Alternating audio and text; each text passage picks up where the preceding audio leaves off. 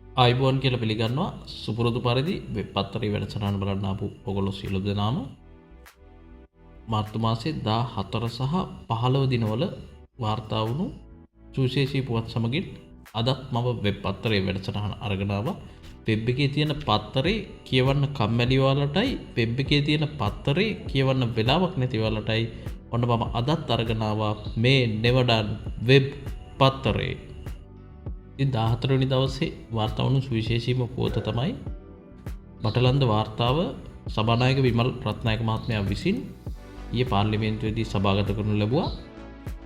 ඉතින් ඒක මේ බටලන්ද වාර්තාවේ සිංහල දෙමළ සහ ඉංග්‍රීසි යන භාෂා දිත්‍රේම වෙලුම් රටේ මහජනතාවටත් පාර්ලිමේන්තුවේ අනිකුත් අයට පරිශීලනය කිරීම සඳහා මෙසේ සභාගත කරන බව තමයි පැවසුවේ. තාති සංවේදී කතාවකුත් මේ සම්බන්ධයෙන් සිදු කරනු ලැබුවා සභානායකවරයා විසින්.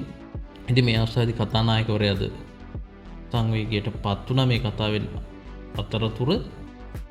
ඉතින් ඒ සම්බන්ධ පුවත් කිහිපයක් තියෙනවා. දවස් දෙකේ වාර්තා වෙච්ච අපි ඉස්සර මේ ටික ගැන කතා කරලා ඉමු.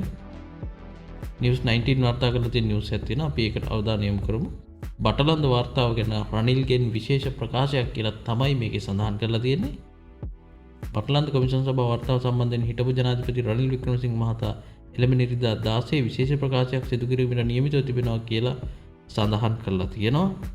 ඒත් එක්ක මේක සභාගත කරන අවස්ථාවේදී විමල් රත්නායක ඇමතිතුමා කිව්වා මේක දවස් දෙකක විවාදයකටත් ගන්නවා කියලා. ඉතින් මේ බටලන්ද වාර්තාව මීට කලින් කැබිනට් මණ්ඩලයට ඉදිරිපත් කරා. කැබිනට් මණ්ඩලයෙන් මේ සම්බන්ධව ඉදිරි පියවර ගන්න අදාළ අනුමැතිය හම්බුණා කියලා කැබිනට් මාධ්‍ය හමුවේදී අමාත්‍ය වෛද්‍ය නලින්ද ජයතිස්ස මහත්මයා සඳහන් කරලා තිබුණා.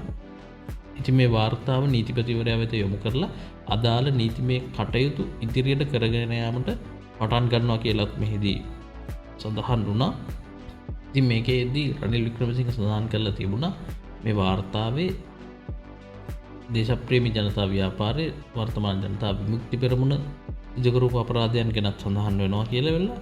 ඉතින් මේ වාර්තාවේ ඉතින් ඒ සම්බන්ධ ඒ කරුණුත් සම්බන්ධව තමයි ඉරිදා දවසේදී මේ විශේෂ ප්‍රකාශය රනිල් වික්‍රමසිංහ විසින් ඉදිරිපත් කරනවා කියලා කිව්වේ.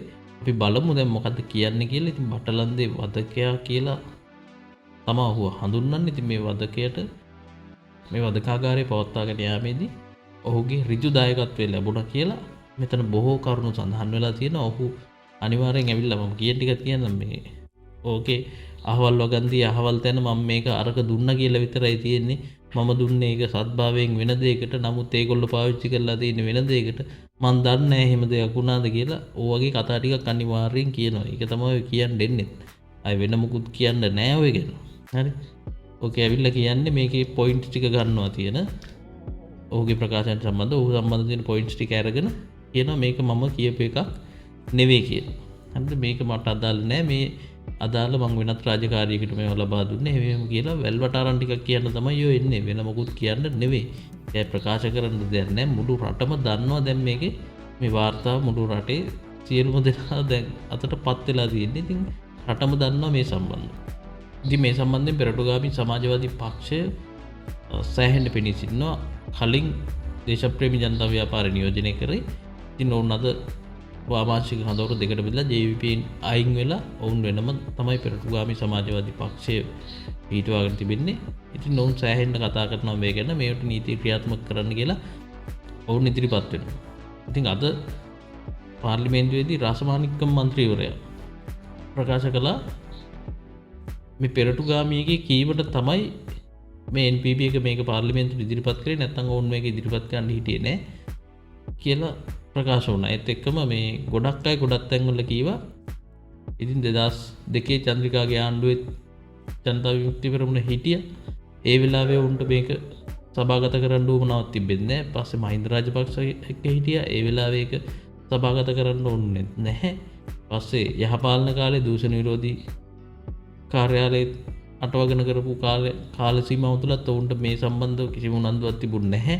ඉතින් මේක මේ පෙරටුගාමීගේ උනන්දුව මත සිද්ධ වෙන කාරණයක් කියලා ඒකට ලඝු කරන්න සමහර කණ්ඩායම් උත්සාහ ගනිමින් සිටිනවා.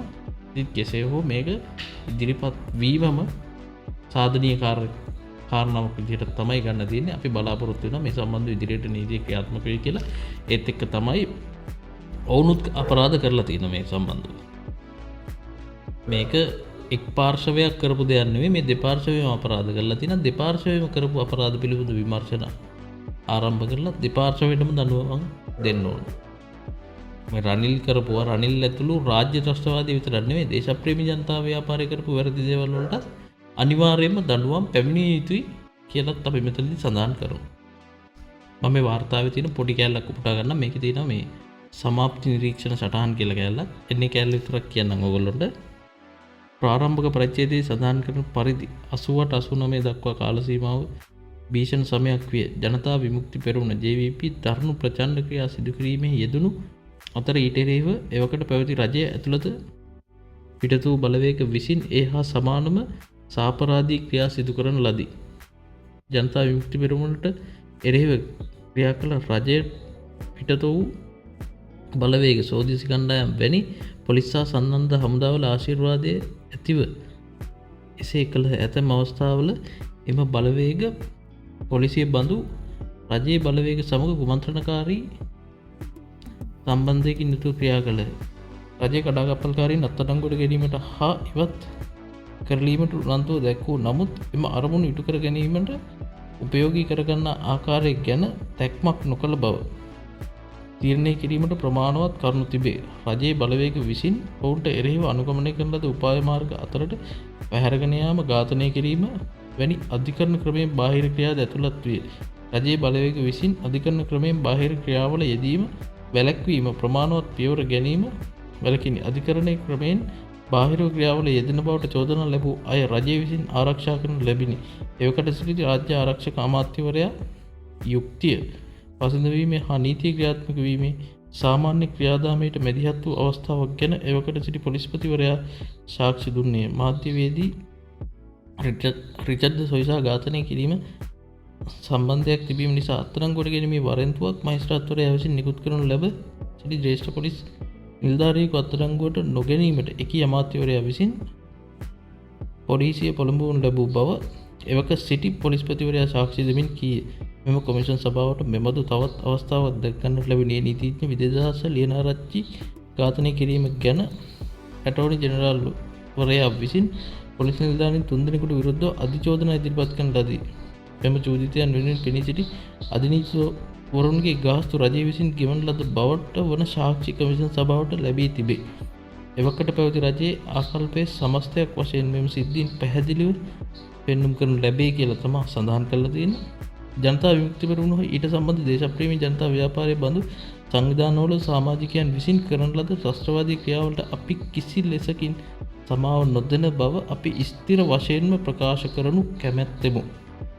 ඔවුන් ත්‍රස්තවාදී ක්‍රියාවල යෙදීමට පෙළඹවූ හේතු කුමක්වත් දේශපාලන බලය ලබා ගැනීම සඳහා 1987 1990 දක්වා කාල සීමාවේ ඔවුන් අනුගමනය කරන ලද ක්‍රමවලට ඇස කන පියා ගැනීමට අපට නොහැකිය. ජනතා විමුක්ති පෙරමුණේ ප්‍රචණ්ඩ ක්‍රියාවල ප්‍රතිඵලය ලෙසට දේශපාලන ක්‍රියාකාරීන්, පොලිස් නිලධාරීන් හා සිවිල් වැසියන් 100 ගණනක් ජීවිතක්ෂයට පත් වූහ. ප්‍රචණ්ඩ ක්‍රියා රජයේ සංවිධානවල සාමාන්‍ය ක්‍රියාකාරීත්වයට අහිතකර ලෙස බලපෑ අතර ඇතැම් අවස්ථාවල එම ක්‍රියා නිසා අත්‍යවශ්‍ය සේවා අඩපණ විය. එහි ප්‍රතිඵල ලෙසට පොදු මහ ජනතාවට අති විශාල දුෂ්කරතාවලට මුහුණ පෑමට සිදුවේ. එම නිසා මේන් පැන නැගුණු තත්ත්වය අති විශේෂ ස්වභාවයේ එකක් වේ. එම භීෂණ ක්‍රියා නිසා අරාජිත තත්ත්වයක්ම වාගේ උද්ගත විය කියලා සඳහන් කරලා තියෙනවා. කෙසේ වුවද පැවති තත්ත්වයේ කුමක්වත් වගකීමේ හැඟීමකින් යුත් රජයක් ඊට ප්‍රතිචාර දැක්විය යුත්තේ නීතියේ ආධිපත්‍යයට අනුකූලවය. ආණ්ඩු කිරීම සිදුවිය යුත්තේ පිළිගත් නීතිය අනුකූලව, වළංගු සම්මතයන්ට අනුකූල වේ. නීති ක්‍රියාත්මක කිරීමේ සිදුවිය යුත්තේ අදාළ නීති රීති වලට අනුව. ඒ හින්දා කොතරම් ප්‍රකෝප කරනු ලැබීමක් සිදුවද එම ජනතා විමුක්ති පෙරමුණ ක්‍රියාවන්ට ප්‍රතික්‍රියාවක් වශයෙන් එකල රජය විසින් අධිකරණ ක්‍රමයෙන් බාහිර ක්‍රියාවන්ට අනුමැතිය දී මෙහෙයවීමක් සිදු නොවිය යුතුය. එකල රජය ඇත්ත වශයෙන්ම ජනතා විමුක්ති පෙරමුණෙන් සිදු කරන ලැබූ ත්‍රස්තවාදී ක්‍රියා රැල්ල පාලනය කිරීම සඳහා අධිකරණ ක්‍රමයෙන් බාහිර ක්‍රම අනුගමනය කර තිබෙන බව අප සැලකිල්ලට ගන්නේ කනගාටුවෙනි. ජනතා විමුක්ති පෙරමුණේ ත්‍රස්තවාදී රාජ්‍ය ත්‍රස්තවාදයෙන් මෙල්ල කිරීමට තැත් කරන ලදී. එම ක්‍රියාදාමයේදී නියම ප්‍රජාතන්ත්‍රවාදීන් සමහරක් ඉවත් කරනු ලැබුවා පමණක් නොව වෙනත් කිසි නීති විරෝධී ක්‍රියාවකට වගකිය යුතු නොවූ අහිංසක තරුණ තරුණියන් විශාල සංඛ්‍යාවකට එක්කෝ හානි පමුණු ලැබූහ. නොයසේ නම් ඔවුන් ඝාතනය කරනු ලැබූහ. මේ කාල සීමාවේදී පක්ෂ දේශපාලනයේ දේශපාලඥයෝ පොලිසිය කටයුතු වලට සහභාගී වූහ. ඇතැම් අවස්ථාවල ඔහු පොලිසිය කටයුතු මෙහෙයවූහ. ඉහතින් සඳහන් කාල සීමාවේ සිදු කරුණු පිළිබඳව බටලන්ත සිද්ධිය එක් උදාහරණයක් පමණි. මෙබඳු අවාසනාවන්ත තුච්ඡ ක්‍රියා තවත් කිසි දිනක ශ්‍රී ලංකාවේ මින්මතු දක්නට නොලැබෙනු ඇතැයි බලාපොරොත්තු වෙමු කියලා තමයි මේකේ සඳහන් කරලා තියෙන්නේ. සමාප්ති නිරීක්ෂණ සටහන කමිෂන් වාර්තාවේ තියෙන එක මම කිව්වේ. ඉතින් ඒක තමයි මම කිව්වේ. මේක මේ එක් පාර්ශවයක් විතරක් නෙවෙයි. මේ බටලන්ද කියන්නේ මේ අපරාධ වුණ එක තැනක් විතර පමණයි. ඉතින් තවත් ඒ වගේ තැන් තියෙනවා. ඒවා පිළිබඳවත් හොයන්න ඕන. දෙපාර්ශවෙන්ම විසින් කරන ලද අපරාධ සම්බන්ධව හොයන්න ඕනේ. ආණ්ඩුව ඒකට නම් මැදිහත් වෙන්න ඕනේ. මොකද ඕගොල්ලොන්ට වෙච්ච අසාධාරණ ගැන විතරක් හොයලා වැඩක් නැහැ. ඕගොල්ලොන්ගෙන් රටට වෙච්ච අසාධාරණ ගැනත් හොයලා ඒවට සම්බන්ධ පුද්ගලයන්ට දඬුවම් දෙන්න කටයුතු කරන්න කියලා අපි ඉල්ලා සිටිනවා. ඉතින් යුක්තිය හරියාකාරයෙන් පසඳලින්නේ එහෙමයි. නැත්තම් මේක පරිගැනීමක් විදිහට තව කෙනෙකුට අර්ථ දක්වන්න පුළුවන්. මොකද ඒ පැත්තට බර කෙනෙකුගේ අර්ථ දැක්වීම මේක තමයි. ඒ පැත්තකට විතරක් දඬුවම් ගියොත් ඒක පරිගැනීමක් වෙනවා. යුක්තිය හරියට නීති ක්‍රියාත්මක වෙනවා. දෙපැත්තටම එක හා සමානව ක්‍රියාත්මක විය යුතුයි කියලා තමයි අපේ මතය. ඉතින් මේකත් එක්කම තව නිවුස් එකක් වාර්තා වෙච්ච තියෙනවා. නිවුස් 19 වාර්තා කරලා තියෙනවා මේකේ. මෙන්ඩිස් සමාගමේ වැඩ අරමා හිගබදු අය කරගන්නා යෝජනා ප්‍රතික්ෂේප කළා කියලා තමයි හෙඩ්ලයින් එකේ සඳහන් කරලා තියෙන්නේ. WM මෙන්ඩිස් සමාගමේ නිෂ්පාදන කටයුතු යලි ආරම්භ කරමින් රුපියල් බිලියන 5.8ක බදු ක්‍රමිකව නැවත අය කර ගැනීමට සුරාබදු දෙපාර්තමේන්තුව විසින් ඉදිරිපත් කළ යෝජනා මුදල් අමාත්‍යාංශයේ විසින් ප්‍රතික්ෂේප කර ඇති බව ඩේලි මිරර් පුවත්පත් තමයි වාර්තා කරලා තියෙන්නේ. ඉතින් මේ සම්බන්ධයෙන් වෙනත් විකල්ප නැහැ කියලා තමයි සඳහන් කරලා තියෙන්නේ. ඉතින් මේවා බදු දීලානේ මිනිස්සු බීලා තියෙන්නේ. ඒ සමාගම ගෙවන්න ඕනේ. ඉතින් සුරාබදු දෙපාර්තමේන්තුව සමාගම වෙනුවෙන් ඉදිරිපත් වෙන්න ඕනේ නැහැ. මේක ප්‍රතික්ෂේප වෙච්ච එක හොඳයි. මෙතනින් නැවත ඇත්තට වෙන ආණ්ඩුවක් තිබ්බනම් මේක මෙතනින් එහාට යනවා. වෙන ආණ්ඩුවක් තිබ්බනම් වෙන ආණ්ඩුව ඉස්සරහට ඇවිල්ලා ඔහොම තීන්දුව తీරන හම්බෙන්නේ නැහැ. ඒවටත් ඇපිල් එකක් දාලා මොකක් හරි කරලා කොට දාගෙන. ඉතින් මේ ආණ්ඩුව තියෙන හින්දා තමයි මේක බේරගත්තේ කොහොම හරි. නමුත් ඉතින් මේක ගෙවන්න නැත්නම් ඔවුන්ගේ දේපල අත්පත් කරගෙන හරි මොකක් හරි ක්‍රමයකින් මේ බදු අය කරගන්න කටයුතු කරන්න කියලා මේ සම්බන්ධව කටයුතු කරන පාර්ශව වලින් අපි ඉල්ලලා සිටිනවා. ඒත් එක්කම තව නිවුස් එකක් තියෙනවා අපි ඒකත් ගමු. දලයක් කැඩි අතුරුදන්ව සිටි ඇතා හමුවේ කියලා තමයි මේකේ සඳහන් කරලා තියෙන්නේ. ලොරියක් ගැටීමෙන් දලයක් කැඩි ගිය ඇතු 14 දින උදෑසන තිරප්පනේ ප්‍රාදේශීය ලේකම් කාර්යාලයේ ලබනෝරු ප්‍රදේශයේ වැවක් අසලදී සොයාගෙන තිබෙනවා කියලා තමයි සඳහන් කරලා තියෙන්නේ. ඉතින් මෙසේ තුවාල ලැබු ඇතා නැවත තම රංචුවට එකතු වෙලා තියෙනවා කියලා තමයි සඳහන් කරලා තියෙන්නේ. මෙතන සඳහන් කරා වනජීවි නිලධාරීන් ඇතාගේ සෞඛ්‍ය තත්ත්වය පේන තර විදිහට එතරම් දුර්වල තැනක නැහැ කියලා. ඉතින් කලින් වාර්තාවල සඳහන් වුණා ඇතා මේකට බෙහෙත් තරම් දුන්න ගස්වල කොළ වර්ග පොතු වර්ග ඇතාගේ මාර්ගය නිරීක්ෂණය කිරීමේදී ඔහු විසින් ගලවලා කාලා තිබ්බත් දැක්කා. ඉතින් ඒක එයා මෙයාගේ දෙඩේට බෙහෙත් තරම් තියෙනවා. සාමාන්‍යයෙන් මේ ඇත් පොරවලදී ඇත්තුන්ට දල අහිමි වෙනවා. ඒකත් සාමාන්‍ය සිදුවීම. මොකද ඇත් පොරවලදී ඇත්තුන්ගේ දල කැඩිලා යනවා කොහොමද? මේක සුවිශේෂී කැඩීමක් කියන්නේ. ඒ වගේ අවස්ථාවක දලේ මගින් තමයි කටේ ඇතුලෙන් නෙමෙයි කැඩෙන්නේ. කටේ එළියෙන් තමයි ගොඩක් වෙලාවට දලේ කැඩිලා යන්නේ. ඇතුලෙන් කැඩෙනවා අඩුයි. ඉතින් මේ අවස්ථාවේදී කට ඇතුලෙන්ම ඇතාගේ දලේ කැඩලා තිබුණා. නමුත් තාමත් හොඳ තත්ත්වෙන් ඉන්නවා කියලා තමයි සඳහන් කරලා තියෙන්නේ. කෙසේ වෙතත් වනජීවි දෙපාර්තමේන්තුව මේ වෙනකොට සුමේද සඳහා ප්‍රතිකාර ආරම්භ කරලා තියෙනවා කියලා සඳහන් කරලා තියෙනවා. අපි තව නිවුස් එකක් ගමු. මේක කලාම ටයිම්ස් වාර්තා කරලා තියෙන්නේ. තැපෑල පැය 48ක වැඩ වර්ධනයක් කියලා තමයි සඳහන් කරලා තියෙන්නේ.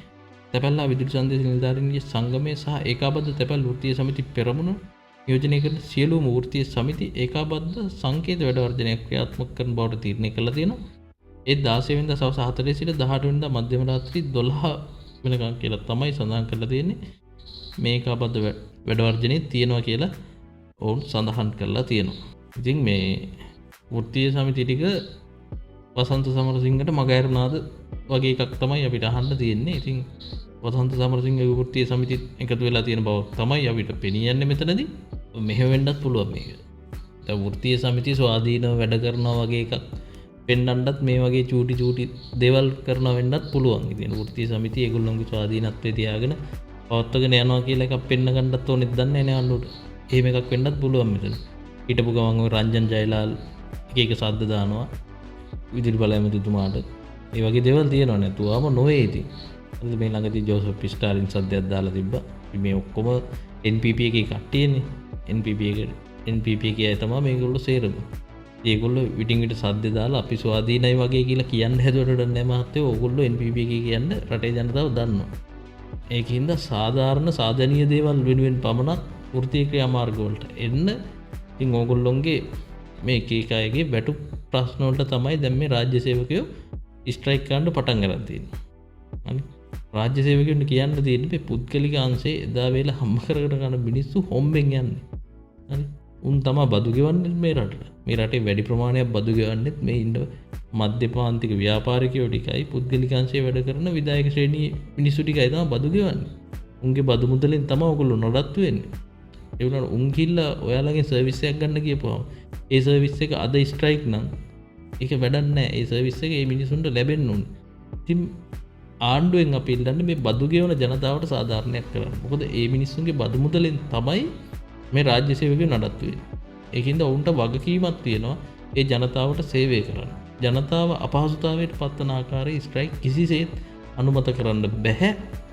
ඉතින් මේ කලින් තිබ්බ ආණ්ඩුවලටත් මේක තමයි කරේ. විශේෂයෙන්ම JVP එකේ වසන්ත සමරසිංහල ආණ්ඩු කරන්න දුන්නේ නැහැ. ස්ට්‍රයික් කර හිටිය. ඉතින් ඒ වගේ තමයි දැනුත් ඕගොල්ලොන්ටත් ඉතින් කරන්න නැහැ. ඕගොල්ලොන්ටත් ස්ට්‍රයික් කරනවා. ඉතින් කොහොම හරි මේව පාලනය කරගෙන ජනතාව අපහසුතාවයට පත් නොවන ආකාරයෙන් කටයුතු කරන්න කියලා අපි ඉල්ලා සිටිනවා. අනිත් එක තමයි තව එකක් කියන්න ඕනේ මේ. තැපෑල ඔච්චර හොඳ නම් ලංකාවේ කූරිය සර්විස් මෙච්චරම හැදෙන්න විදිහකුත් නැහැ. ලංකාවේ වැඩිපුරම දැන් පාර්සල් ලිපි එහාට මෙහාට ගෙනියන්නේ කූරිය සර්විස් වලින්. පාර්සල් බෙදා හැරීමේ සේවා පුද්ගලික සේවා ගොඩක් ඇතිරද. ඒක නරක නෑ. ඒක හොඳයි. හරිද? ඉතින් ගොඩක් කාර්යක්ෂම මේ වැඩේ සිද්ධ වෙනවා. කාර්යක්ෂමයි, ආරක්ෂිතයි. ඒ හැමදේම හොඳයි. මිනිස්සුන්ට පහසුයි. තමන්ගේ පාර්සල් එක ගෙදරටම ඇවිල්ලා අරන් යනවා. මේ වගේ පහසුකම් ගොඩක් තියෙනවා. තැපෑල වගේ නෙවෙයි. ඉතින් තැපෑල කියලා එකක් ඕනේද කියලා ඉස්සරහට පොඩ්ඩක් කල්පනා කරන්න වෙයි. එහෙම නැත්තම් මේවා පාඩු ලබන ආයතන විදිහට තාමත් දිගින් දිගටම යනවා නම් එක්ක මේවා සෙමි ගවර්න්මන්ට් ආයතන විදිහට හරි පෞද්ගලීකරණය කරලා හරි මොකක් හරි ප්‍රතිව්‍යුහගත කරන්නයකට ලක් කරන්න මේ තැපෑල කියන එක. මොකද තැපෑල කියන්නේ ලාභ ලබන්න පුළුවන් ආයතනයක්. එහෙම නොලබා මේ වගේ මිනිස්සුත් අපහසුතාවයට පත්වන ක්‍රියා ඉදිරියට කිරීම වැළැක්වීම සඳහා රජයේ පැත්තෙන් ගන්න ඕන නීතිමය ක්‍රියාමාර්ග ගන්න අලුතෙන් නීති හදන්න ඕන හදලා හරි මේ ආයතන ටික සුද්ධ කරලා හදන්න කියලා තමයි ආණ්ඩුවෙන් අපිට ඉල්ලන්න තියෙන්නේ. විදේශ පොතක් තියෙනවා. අපි ඒ වෙතත් අවධානය යොමු කරමු. කැනඩාවේ නව අග්‍රාමාත්‍යවරයා දිවුරුම් දෙයි කියලා තමයි සඳහන් කරලා තියෙන්නේ. කැනඩාවේ නව අග්‍රාමාත්‍යවරයා ලෙස මාක් කානි දිවුරුම් දී තිබෙනවා. ඒ ජස්ටින් ට්‍රූඩෝ පාලක ලිබරල් පක්ෂයේ නායකත්වයෙන් මෙන්ම අග්‍රාමාත්‍ය ධූරේන්ද්‍ර ඉල්ලා අස්වීමත් සමග කියලා තමයි සඳහන් කරලා තියෙන්නේ. ලිබරල් පක්ෂයේ නායකත්වය සඳහා පැවති තරගයේදී කැනඩාවේ හිටපු මහ බැංකු අධිපතිවරයෙක් වන මාක් කර්නි තේරීපත් වී තිබෙනවා. විදේශ මාධ්‍ය වාර්තා කළේ පක්ෂ සමාජිකයන් 1,50,000කට අඩු සංඛ්‍යාව ඡන්දය දුන් තරගයකදී ප්‍රකාශිත ඡන්දවලින් 86% ලබා ගැනීමෙන් මාක් කර්නි හිටපු මුදල් ඇමතිනි ක්‍රිස්ටියා ෆ්‍රීලන්ඩ් පරාජයට පත් කර ඇති බව තමයි සඳහන් කරලා තියෙන්නේ. ඒත් එක්කම ඔහු අග්‍රාමාත්‍යවරයෙක් විදිහට පත් වෙලා තියෙනවා. ඉතින් මේකේ තව නිවුස් එකක් තියෙනවා. අපි ඒකත් ගමු. මේකේ හෙඩ්ලයින් එක සඳහන් කරලා තියෙන්නේ මෙහෙම. කැනඩාවේ අධිකරණ අමාත්‍ය ධූරය ලාංකික සම්භවයක් ඇති පුද්ගලයෙකුට කැනඩාවේ අභිනව අග්‍රාමාත්‍ය මාක් කර්නිගේ පාලනය යටතේ පත් කළ නව අමාත්‍ය මණ්ඩලයේ අමාත්‍ය ධූරයක් සඳහා ශ්‍රී ලාංකික දෙමළ සම්භවයක් සහිත ගැරි ආනන්ද සංගරි තේරීපත් වී තිබෙනවා. ඒ අනුව ඔහුට හිමි වී ඇත්තේ කැනඩාවේ අධිකරණ අමාත්‍ය ධූරය තමයි ඔහුට හිමි වෙලා තියෙන්නේ. කැනඩා ඉතිහාසයේ අධිකරණ අමාත්‍ය ධූරයට තේරීපත් වූ පළමු දෙමළ කැනේඩියානු ජාතිකයා ඔහුයි කියලා තමයි සඳහන් කරලා තියෙන්නේ. එමෙන්ම නීතිඥවරයෙක් වන ගැරි ආනන්ද සංගරි දෙමළ ජාතීන්ගේ අයිතිවාසිකම් වෙනුවෙන් දිගු කලක් පෙනී සිටින පුද්ගලයෙක් බව විදේශ මාධ්‍ය වාර්තා කරලා තියෙනවා. යාපනයේ උපත ලැබූ ගැරි ආනන්ද සංගරි 1983 වසරේ කෝලාහල පැවති සමයේ කැනඩාවට ගොස් තිබෙනවා. ඔහු දේශපාලනයට පිවිසීමට පෙර නීතිඥවරයෙක් සහ ප්‍රජා උපදේශකයෙක් ලෙස කටයුතු කරලා තියෙනවා කියලා තමයි වාර්තා වෙන්නේ. එමෙන්න ඔහු කැනේඩියානු දෙමළ වාණිජ මණ්ඩලයේ කැනේඩියානු දෙමළ කොංග්‍රසයේ සහ කැනඩියනු දෙමළ තරුණු සංවර්ධන මධ්‍යස්ථානය ඇතුළු විවිධ සංවිධාන කිහිපයක් සමඟ කටයුතු කරලා තියෙනවා කියලත් මෙතනදි සඳහන් කරලා තියෙනවා. ඉතින් ඔන්න ඔය මිනිස්සු යන්නත් හේතුව බටලන්දේ රනිල් තමයි.